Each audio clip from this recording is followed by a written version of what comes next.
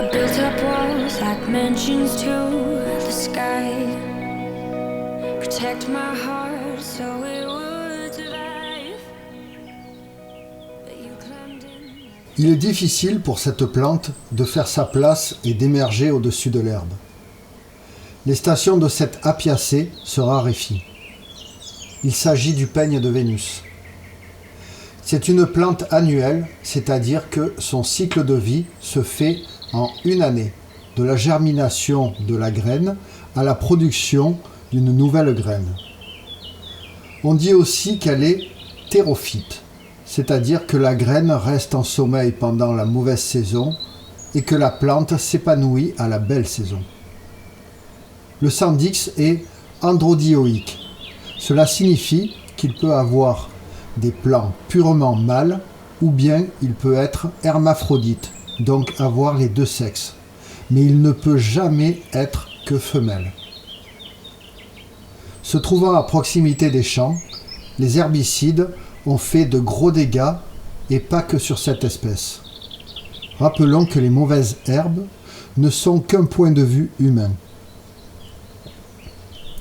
Il y a quelques années, on en trouvait même à proximité de la mer, dans les collines du littoral.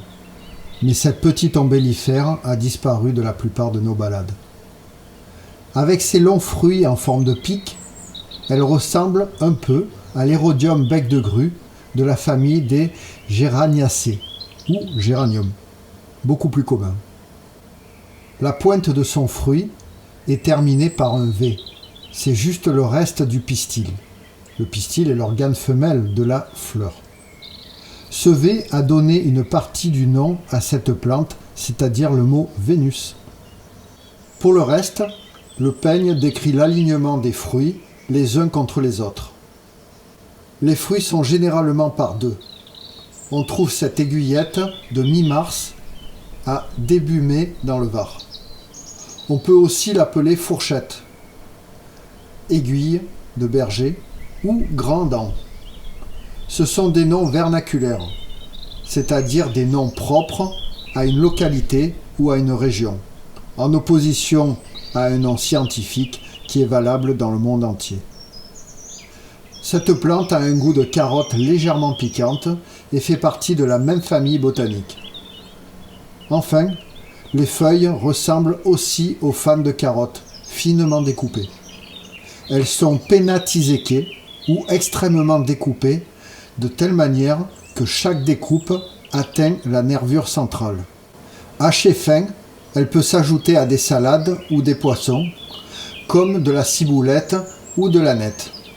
Par souci de protection, ne cueillir la plante qu'en faible quantité, même si elle est abondante. Par rapport à d'autres ombellifères remarquables et grandes, les fleurs de cette plante sont rares et éparses. En effet, d'habitude, une apiacée ou ombellifère possède une grande quantité de fleurs sur son ombelle. Mais sur le peigne, on ne trouve généralement que 2 ou 3 fleurs. La plante est expectorante, purgative et diurétique. Cela veut dire qu'elle permet l'expulsion des mucosités et sécrétions bronchiques par fluidification, l'évacuation des selles et l'augmentation des urines. En résumé, elle permet dans une certaine mesure de purifier l'organisme.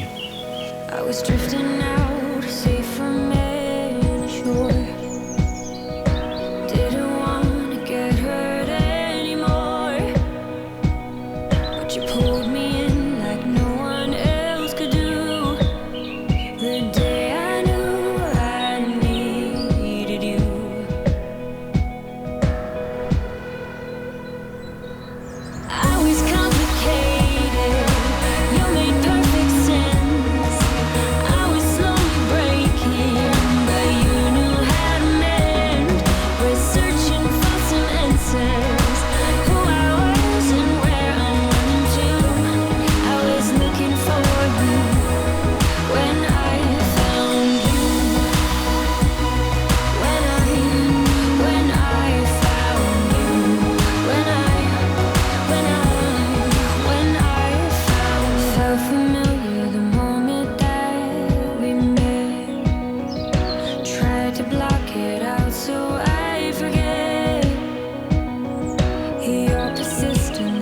Vous pouvez retrouver une partie de ces informations dans le livre de Marie-Claude Pomme, Sauvage et comestible.